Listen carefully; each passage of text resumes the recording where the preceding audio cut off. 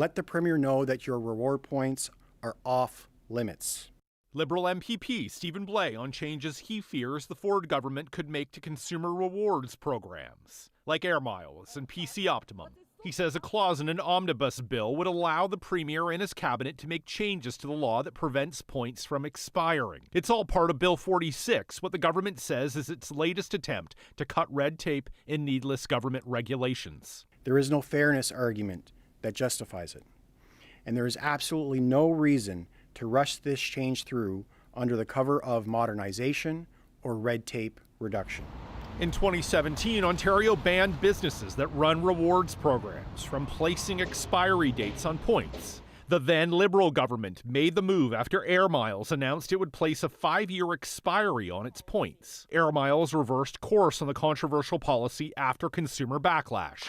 Thank you very much, Speaker. But this Ford government minister denies there's any plan to change the expiry ban. He says they're enhancing customer protections. Speaker, first off, let me be very clear. Absolutely nothing in our bill makes it easier for companies to take away your reward points. The government will give people more recourse if their rewards accounts are frozen, he says. Businesses will have to respond when someone asks for their points back. If your points were frozen, canceled, or disappeared, companies will now have an obligation to respond back to that, and for the first time ever, you will have the opportunity to take legal recourse. This consumer advocate says government regulations to improve reward program customer service would be welcome.